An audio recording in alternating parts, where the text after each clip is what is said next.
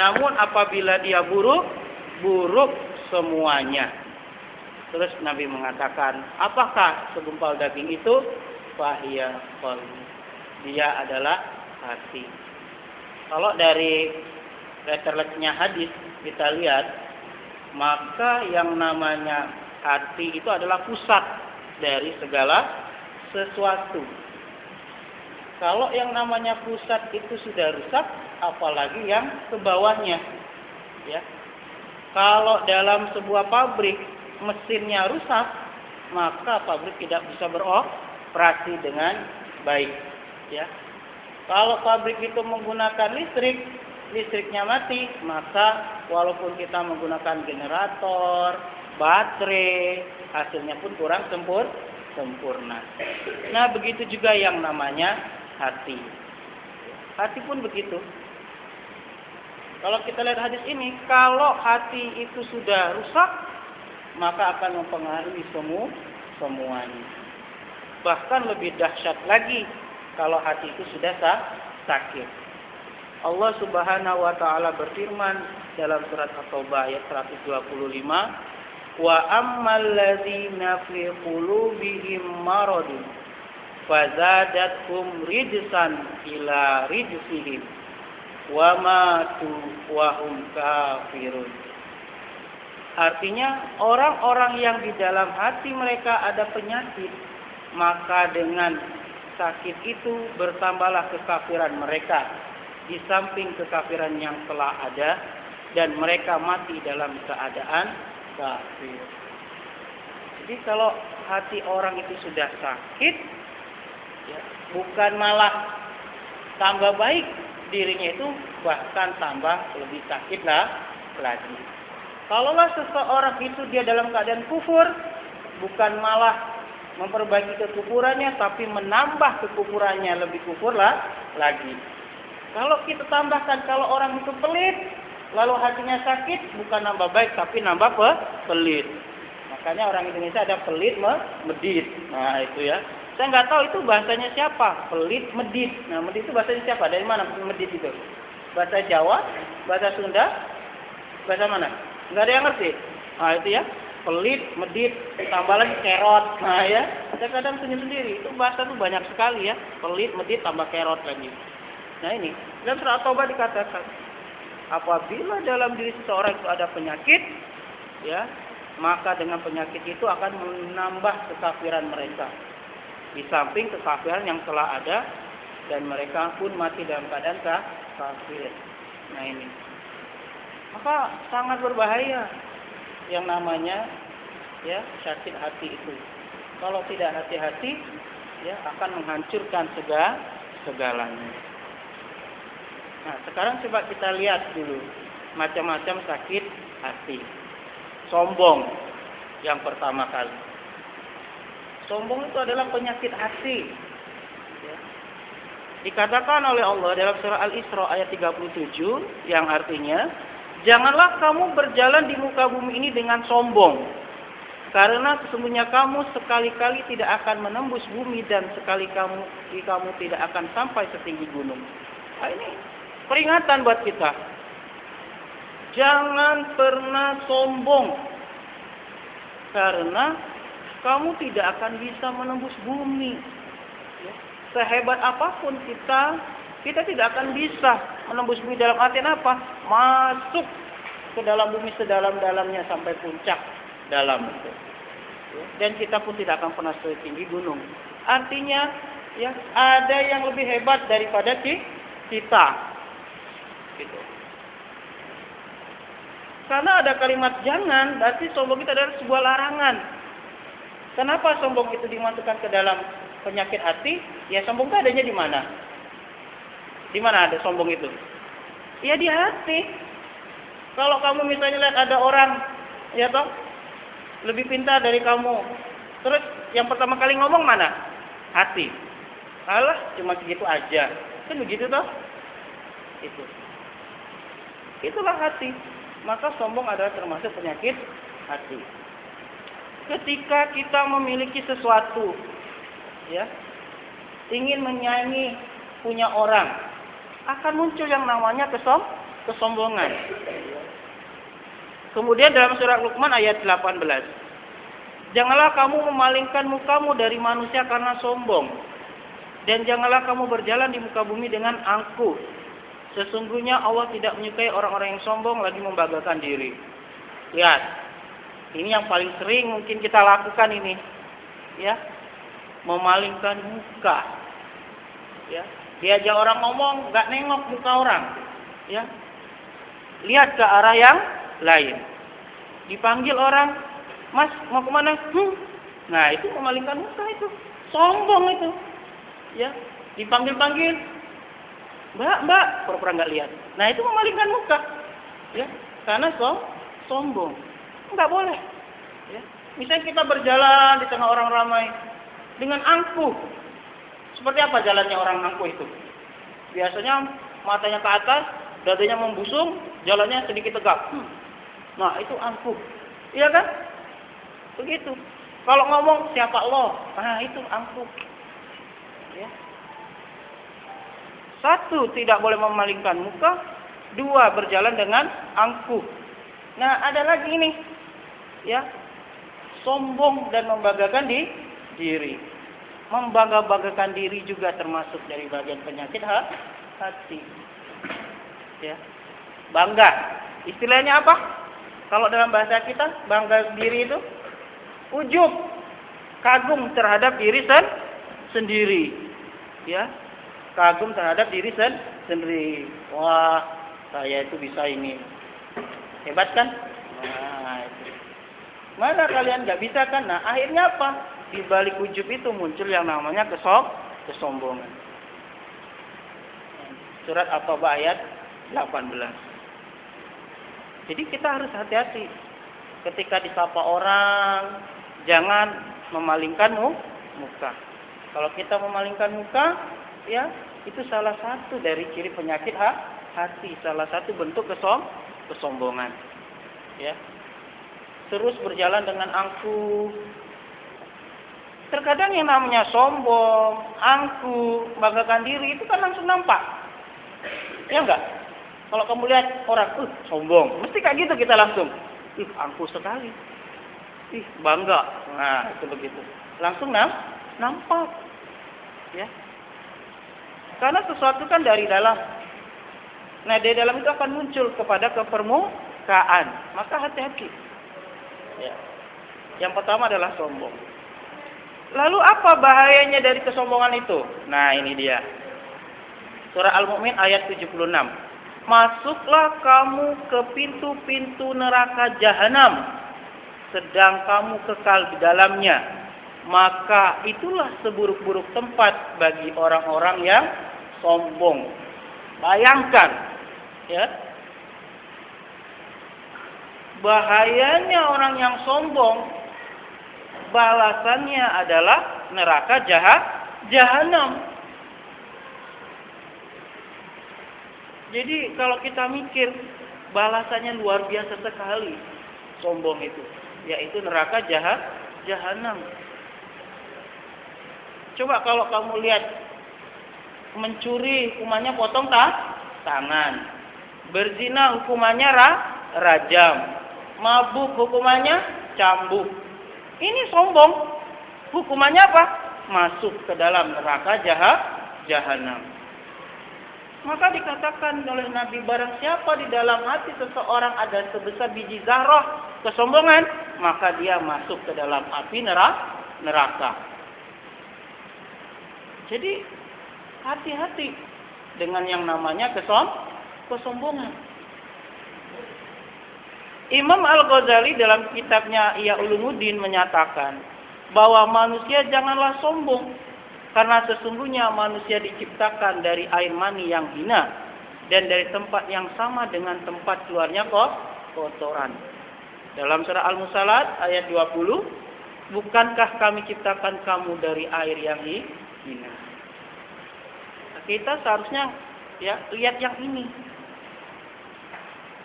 Sehingga kita berpikir apa? Tidak ada alasan dari manusia itu untuk melakukan kesombongan. Dari sisi mana kita mau sombong? Ya. kita sama-sama dari air yang hina, ya, air mani yang hina. Keluarnya pun dari arah tempat keluarnya kok kotoran. Dari tempat kita mengeluarkan air seni. Coba bayangkan. Lalu mau bangga, mau sombong itu dari mana? Islam pun ketika menganjurkan umatnya untuk sholat, ya, sudah menunjukkan ketidakpantasan kita untuk bersombong diri, membanggakan diri untuk angkuh. Mulai dari ruku, kita lihat, ya, ketika kita ruku, boleh nggak kita nggak mau menghadap ke bokong orang waktu ruku itu? Nah, ini bokong orang, kita ruku, bokong nggak mau sayang, nah kita kayak gini. Sah nggak sholatnya? Terpaksa atau tidak, ya, ikhlas atau tidak, kita harus ruku, ya, tepatnya di belakang bokongnya orang, iya kan? Itu kita harus, tidak bolehnya namanya sombong itu. Nggak ada alasan kita untuk sombong. Udah mulai di bokong, sujud.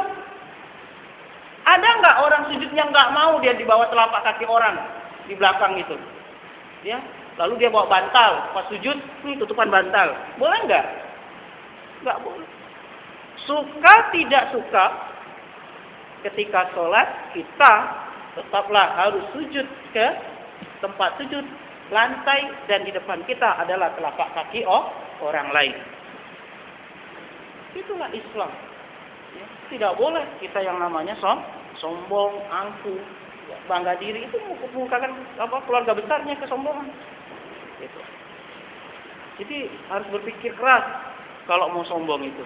Apa yang harus kita sombongkan? Iri dan dengki. Nah, ya. Allah Subhanahu wa taala berfirman dalam surah An-Nisa ayat 32, "Wala tatamannau ma fadallallahu bihi ba'dakum 'ala ba'din. Lirrijali nasibum mimma iktasabu walinisai nasibum mimma iktasabna. Was'alullaha min fadlihi. Innallaha kana bikulli syai'in 'alima."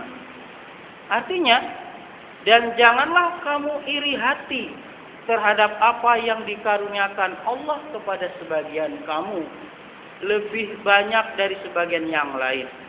Karena bagi orang laki-laki ada bagian daripada apa yang mereka usahakan, dan bagi para wanita pun ada bagian dari apa yang mereka usahakan.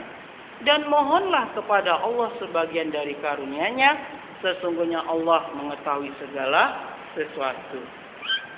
Kalau lihat ayat ini seolah-olah ini ada pertengkaran antara laki-laki dan perempuan, antara kaum Hawa dan kaum Adam. Timbul iri-iri. Wah, enak sekali laki-laki cuma kerja doang, sedangkan perempuan multifungsi. Ya toh? Apa aja? Masak, nyuci, ngasuh anak, beres rumah, nyetrika, ngurus suami, belanja, bayar listrik, dan semuanya disebut. Sedangkan suami cuma kerja, terus pulang, makan, ya nggak ada marah-marah. Nah, itu ya. Tenang saja, ya. Itu semuanya ada bagian. Ya, terkadang kalau sahabiah zaman dulu, ya. Jadi bedanya sahabiah dengan yang sahabat sekarang ini beda ya. Kalau sahabiah dulu, sahabat perempuan, itu mereka irinya apa? Ya Rasulullah, kami itu ingin berjihad. Nah, itu irinya, ya kan? Ingin berjihad. Kenapa? Mereka tahu balasan jihad itu apa? Surga. Ya, lalu diberi Nabi, kamu di rumah melayani suami, ngurus keluarga, itu sudah termasuk jihad. Coba para wanita sekarang irinya apa? Pengen bekerja, ya toh? Pengen berkarir, pengen juga dong wisata kemana, pengen juga dong. Nah itu ya irinya ya. Coba saya ada yang iri, Mas saya iri dong, saya mau ikut ISIS, misalnya kayak gitu tuh. Wah itu keren sekali. Ya. Kemarin di koran sudah baca belum? Ya, ada anggota ISIS keluar gara-gara selama 6 bulan cuma suruh bersih toilet, ya toh? Nah itu luar biasa. Sebenarnya kalau dia niatnya bagus, nggak usah pusing ya. Tetap aja bersihin toilet sampai tujuannya. Nah gitu. Nah ini iri. Iri hati itu tidak boleh. Ketika kita lihat, ya, ada saudara kita mendapatkan nikmat yang mungkin lebih baik daripada kita, nggak boleh. Apalagi sampai ke dalam tingkatan dengki, ya, nggak boleh. Sebuah larangan, ingat ada ya, tidak boleh, ya, atau jangan. Lalu iri yang diperbolehkan itu iri yang seperti apa? Nah, jadi tidak semua iri tidak diperbolehkan. Ada iri yang diperbolehkan. Kenapa? Apa sih sebenarnya iri itu? Apa iri itu? Apa iri? Iri itu adalah karakter ingin sama, ya, dengan yang dimiliki oleh orang lain. Jadi kalau misalnya orang beli emas, nah sang istri pulang ke rumah, wah enak ya, itu punya emas, kapan ya mama punya emas? Nah itu kamu sudah punya anak namanya Mas Budi. Nah dia nggak boleh iri lagi. Wah itu Pak enak ya, kemana-mana nggak kehujanan, kita kehujanan terus, ya. Nah itu ingin, ya, ingin. Nah namun kalau tidak hati-hati nanti dia naik tingkat iri itu. Maka dibatasi dalam Islam, dalam hadis Bukhari, iri itu boleh kepada apa? Nah ini dia hadisnya. Tidak ada iri hati kecuali terhadap dua perkara.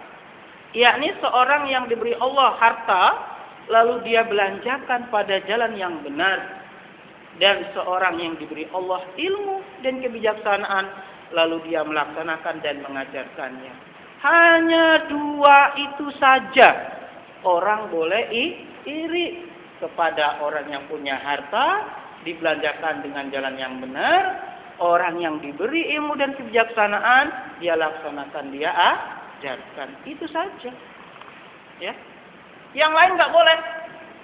Kalian yang ikhwan iri, oh dia punya cewek cantik, saya juga harus punya. Ya, sehingga cari. Oh dia menikah, saya juga pengen menikah. Sehingga ada teman itu. Ya. Sekarang tuh kadang kalau ada yang menikah, semuanya ingin menikah semua. Musim hujan, zamannya menikah. Pengen semua nikah. Ya kan? Nah, iri ini berbahaya sekali. Sehingga iri ini kalau orang pinter bisnis, dijadikan bisnis. Ya, manusia itu kan punya karakter iri. Nah, dia buatlah bisnis. Dibuatlah 2015 nanti model pakaian kayak apa, sehingga semuanya sama. Ini enggak tahun 2000. Ya. Tahun 2000 itu diawali dengan tahun milenium. Semua mobil warnanya warna apa? Aluminium gitu ya.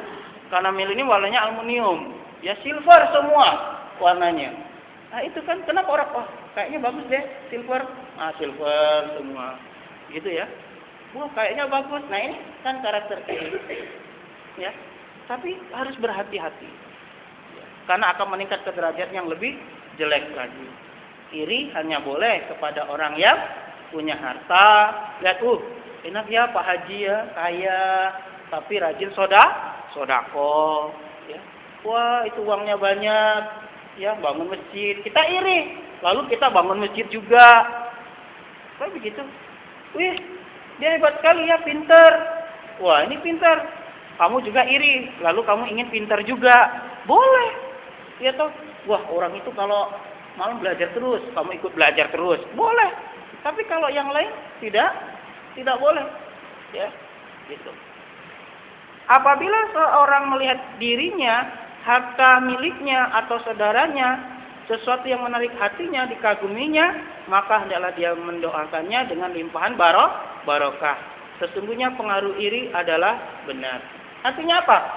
Jadi, misalnya kita lihat diri kita atau orang lain mempunyai nikmat, ya, yang lebih dalam harta apapun yang lainnya, itu disuruh berdoa, ya.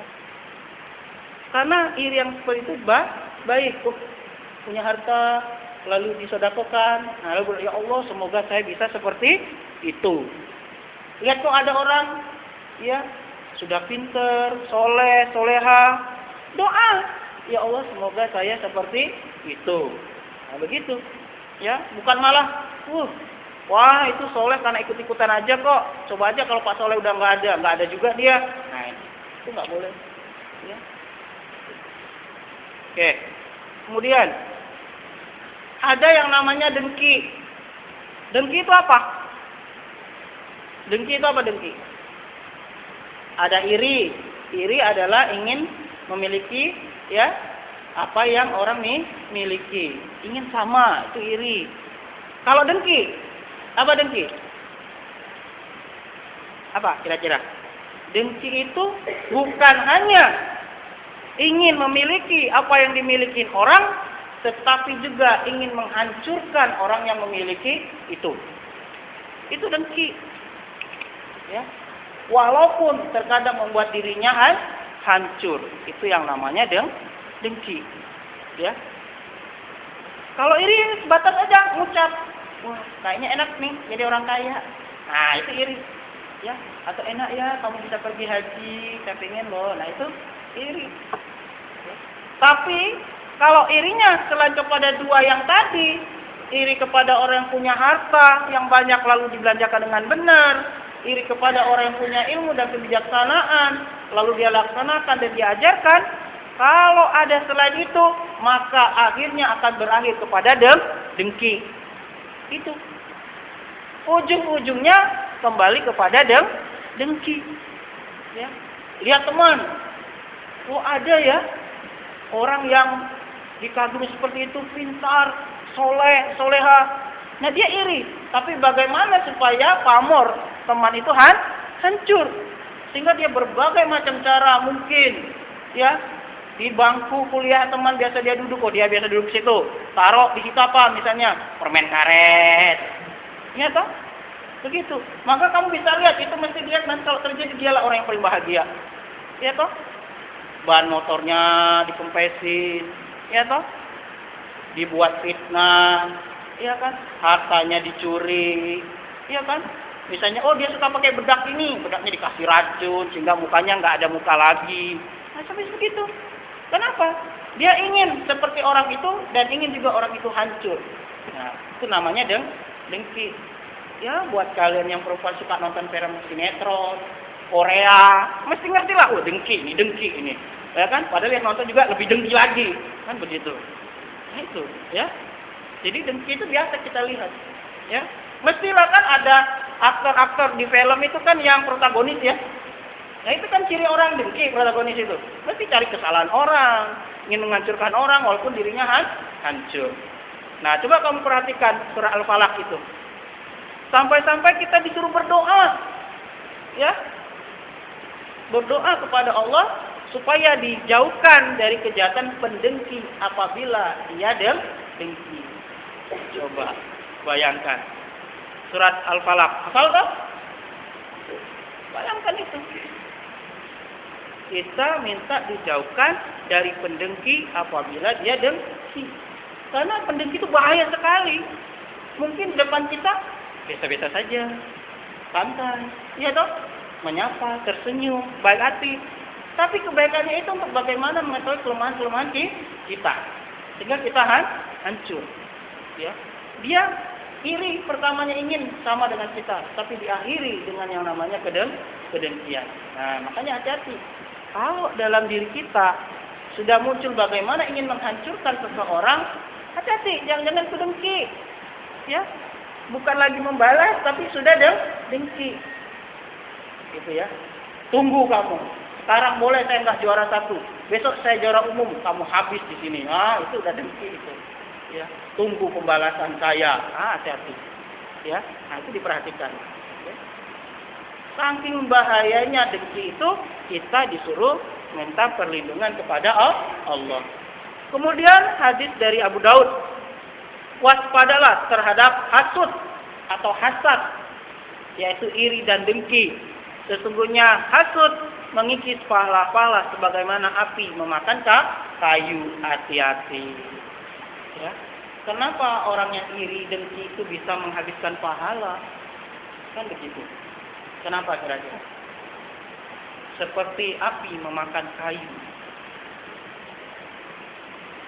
Orang sudah banyak beramal ibadah, lalu muncul rasa dengki.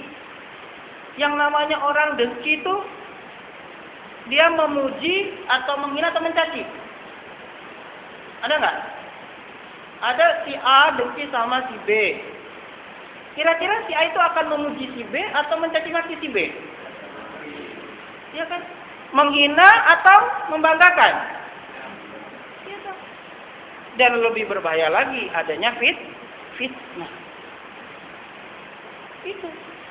Nah, ketika dia menghina orang, mencaci orang, ya toh, membicarakan kejelekan orang itu sampai fitnah, hal-hal inilah seperti api yang membakar kayu.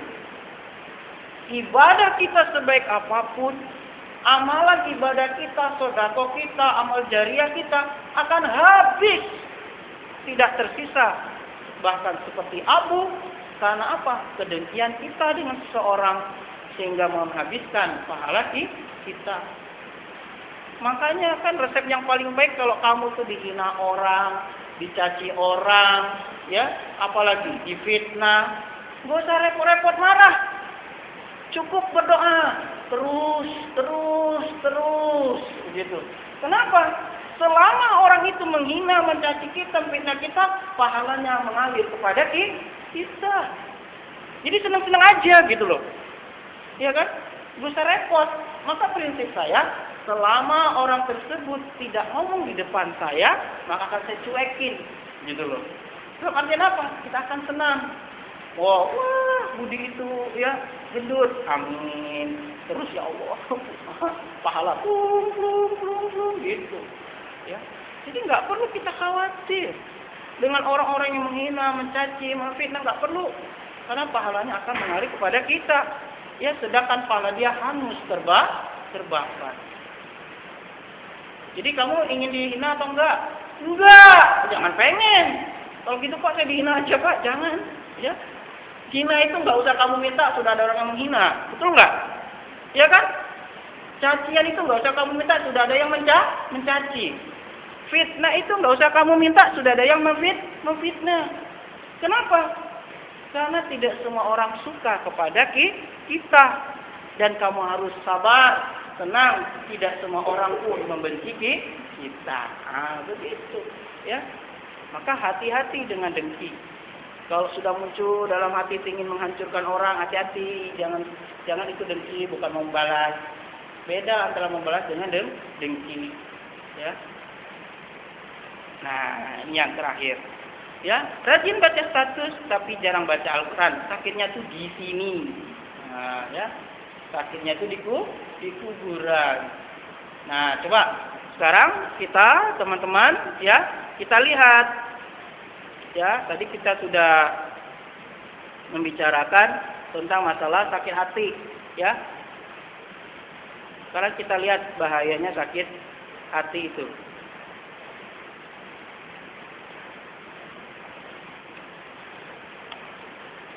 Ada apa tadi? Sombong. Ya. Yang kedua, iri dan dengki. Yang ketiga? Enggak ada.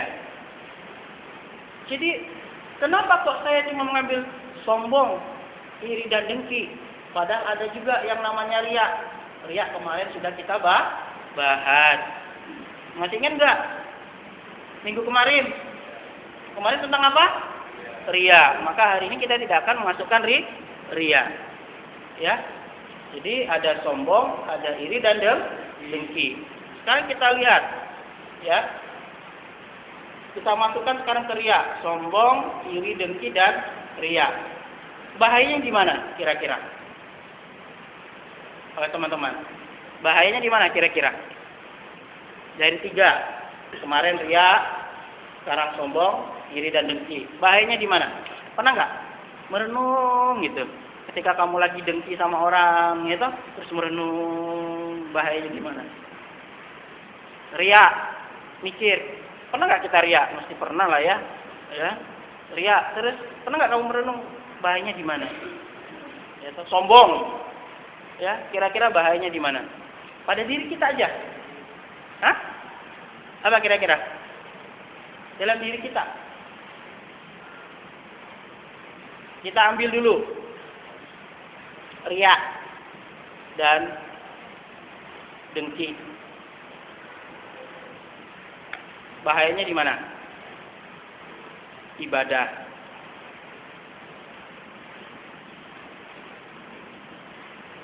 Pernah nggak kamu tuh merasakan ketika kita itu beribadah kepada Allah, ya, lalu kita punya rasa yang namanya apa? Riya. Khusyuk nggak? Kita lagi baca Alhamdulillahirabbil alamin, muncul rasa riya. Terus kira-kira gimana saat kita lagi baca itu? Yang muncul apa? Sombong, merasa paling bagus. Belum ada yang muji, kita sudah merasa terpuji. Ya kan? Mana ada orang sholat muji orang, toh? Nah, kita sudah merasa terpuji, merasa paling baik. Padahal lagi sholat loh. Ya, lagi sholat. Bisa muncul rasa sombong. Ya. Dari balik sombong itu muncul rasa paling baik daripada yang lain. Merasa terpuji walaupun belum ada yang memuji. Dan yang paling bahaya, tidak ada yang namanya keikhlasan. Apakah sholat kita diterima? Hah? Diterima nggak sholat kita? Enggak. Ya, karena Allah tuh mampu melihat baik yang zahir maupun batin. Mungkin manusia di sekitar kita itu, ya, mulai kita khusyuk sekali bacaannya, pandangannya, ya, tapi dalam diri itu kita merasa terpuji, ya, itu. Maka kita tidak akan diterima. Karena sholat itu kan untuk menundukkan diri kepada Allah. Bayangkan. Kemudian dengki. Bayangin, kamu ada orang ngimamin, tapi kamu punya rasa dengki sama dia. Kira-kira gimana sholatmu? Lagi sholat Allahu Akbar, dia baca, sok bagus. Padahal jelek. Ini sholat loh, tapi hatinya menggerutu. Cuman hafal itu doang. Iya tak? Pernah kamu mikir kayak gitu?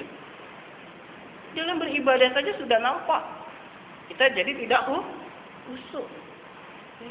Kita memperhatikan di mana kesalahannya. Nanti kalau habis sholat akan saya koreksi. Nah ini, ya, hati-hati itu. Nanti dia pergi, kita sama orang, kok nggak salah dia apa? Dia itu ini. Nah ini dengki. Ya toh. Jadi ketika sholat itu, ya, konsentrasinya bukan kepada bacaan, kekhusyuan, tapi mencari kelemahan. Kelemahan siapa? Kelemahan sang imam karena dia dengki. Ini dalam ibadah loh. Sholat. Bayangkan. Bahayanya itu. Ya. Apalagi sombong. Muncullah. Bahaya lagi itu. Dia akan merendahkan orang lain. Jadi sombong itu kan merasa lebih. Itu namanya sombong. Lalu bagaimana kalau riya, dengki, dan sombong? Nah, kita masukkan sekalian. Dalam perkuliahan. Nah, gimana kira-kira? Ketika kita kuliah, ada rasa riya, ya, dengki, sombong. Kira-kira gimana? Pernah nggak kalian merasakan itu? Sombong misalnya. Orang yang sombong itu akan nampak. Saya ini kan ngajar ya. Itu kadang melihat itu mahasiswa itu yang sombong-sombong itu. Ya, semuanya presentasi. Wow, dia merasa pinter. Nanti ketika orang presentasi yang dicari itu apa? Kesalahannya, kelemahannya. Lalu dia akan membantai temannya itu. Sombongan itu. Itu baru sombongnya yang keluar. Cari. Kalau dengki, nah ini lebih bahaya lagi. Bukan hanya membantai, kalau bisa orang itu dapat 0. Ya kan, sampai titik komanya dia perhatikan itu. Nah ini hati-hati itu. Ya, mau dia presentasi, kamu datang lebih awal, biasanya jarang datang, presentasi. Perhatikan. Dosen nggak banyak coretan, kamu yang paling banyak coretan. Dicari-cari kesalahan itu. Ya, bukan lagi keilmuan yang kita cari. Tapi apapun yang kita lakukan saat orang presentasi itu kesalahannya aja yang kita cari itu. Sehingga terkadang membuat kekuatan yang fatal sekali. Ya. Sehingga saya pernah itu, ya saya juga kuliah di UAD. Ini sering saya sampaikan. Ada teman itu sombong. Dan akan membantai teman depan itu. Berdiri dia. Langsung protes. Wah itu salah. Ya dia tuh begini. Ya hal ini. Saya senyum aja di belakang. Orang ini gimana tuh? Sudah dia saya berdiri lagi. Mohon maaf ini klarifikasi. Apa yang dikatakan orang ini salah. Dia bukan ulama tafsir, dia ulama hadis. Selesai. Dalam bukunya ini. Nah, langsung dia bilang, maaf saya tadi lupa. Gara-gara ngomong tadi. Ya. Jadi bagaimana ingin menghancurkan orang terus. Ya. Diskusi tentang Aminah Wadud, dia protes. Aminah Wadud itu benar. Coba bayangin ya. Dia ini. Langsung saya berdiri lagi. Jadi saya membantu teman yang di depan malah. Kenapa? Saya nggak suka gayanya. Karena ingin menghancurkan orang. Karena dia sombong. Ya, begitu. Kesombongan apa? Diskusi ingin menunjukkan keintelektualan. Jadi saya katakan, kamu pernah chattingan dengan Aminah Wadud enggak? Enggak pernah. Saya punya teman namanya Aminah Wadud. Silakan. Pernah lihat videonya dia kayak apa? Belum pernah. Bagaimana mungkin kamu akan memuji dia? Seperti itu kalau kamu belum pernah melihat. Nah ini orang. Bahaya itu dalam perkuliahan. Lalu bagaimana dalam bermasyarakat?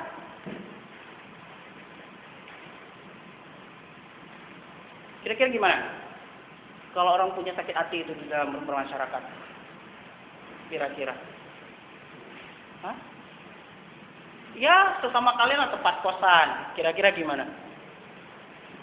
Ya. Dia punya rasa iri, dengki, sombong. Mesti tempat itu akan terasa panas terus. Iya toh? Orang akan menjauh. Kenapa? Siapapun nggak ada yang suka dengan orang sombong itu, betul nggak? Nggak ada, kecuali para penjilat. Iya. Kenapa? Dia mau mendapatkan fasilitasnya. Begitu. Nggak apa-apa, terserahlah dia mau apa. Kamu lihat ya, saya kemarin lihat itu film lama Incet. Seperti itu, ada ketua OSIS itu, sombong sekali, ngikutin itu ya. Kemana ketua OSIS itu diikuti, disuruh apa mau, diperintah apa mau oleh ketua OSISnya itu. Ya, akhirnya apa? Nah, pada akhirnya ternyata orang-orang yang di belakangnya tadi ngikutin dia, akhirnya menghancurkan dia juga. Kenapa? Sebenarnya itu nggak suka.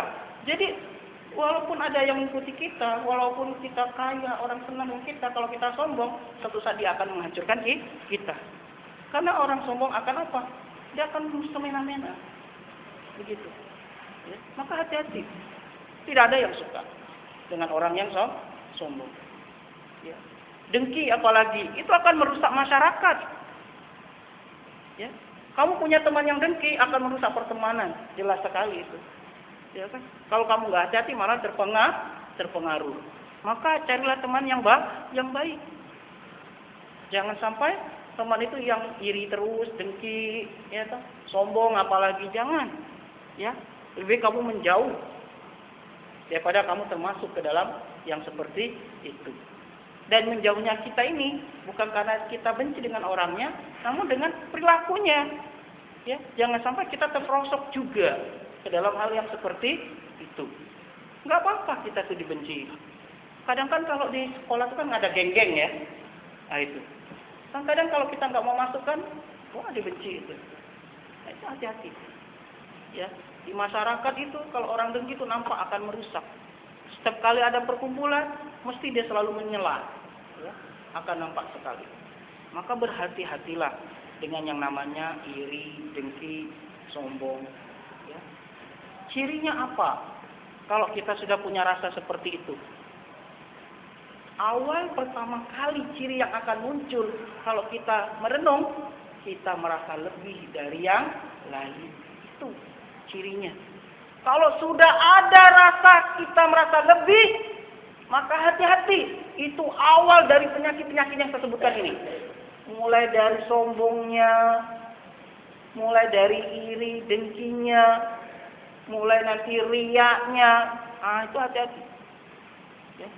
Awal pertama kali karena kita merasa lebih. Maka jangan pernah kamu merasa lebih. Yang namanya orang yang merasa lebih, jangankan orang ya tembok ini aja. Kalau besi, tahu besi yang di dalam itu nongol. Kalau orang buat bangun sering ada besi yang nongol. Itu mesti dipotong, itu enggak. Kenapa? Setiap yang merasa kelebihan dari standar, itu akan dibuang. Jangan repot-repot kamu punya jerawat. Ya toh? Ting! Risih nggak kamu? Risih ya, kita punya jerawat itu. Ngaca dikit. Oh, belum mateng, direbus. Ya toh? Coba. Udah keluar, agak sedikit kering. Kutik. Kenapa? Lebih dari standar. Ya. Maka jangan pernah kamu merasa lebih. Kita nggak boleh. Ya. Karena kalau sudah merasa lebih kita sombong. Dan hanya Allah lah yang boleh sombong. Maka ketika kita takbir itu, coba bayangin. Allahu Akbar. Tahu nggak kamu arti akbar itu? Itu sombong artinya itu. Ya. Cuma kan kalau diterjemahkan biasanya kan Allah Maha Besar. Itu artinya sebenarnya sombong akbar itu. Tapi nggak boleh kita bilang, oh Allah sombong, Allah Maha sombong. Kurang ajar kalau kayak gitu. Nggak sopan sama Allah.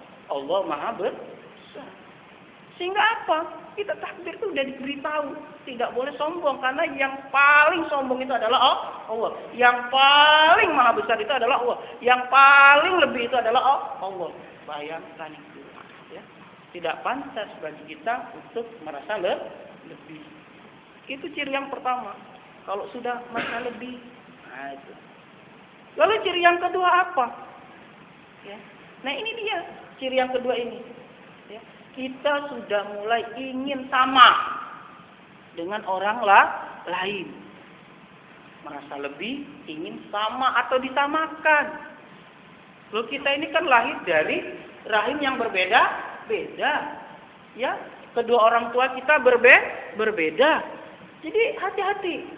Ya. Kalau sudah muncul rasa ingin sama dengan orang lain, ini hati-hati. Karena kalau sudah muncul rasa itu, tidak hati-hati kita akan rela melakukan apa saja. Ya, coba kita lihat sekarang itu orang berlomba-lomba, ya, beli gadget, ya, yang bisa kentut, bisa goyang. Untuk apa coba? Bayangin. Kebanyakan kan ingin sama, biar dianggap sama, biar kalau buka HP nggak malu, ya toh? Malu kepada siapa?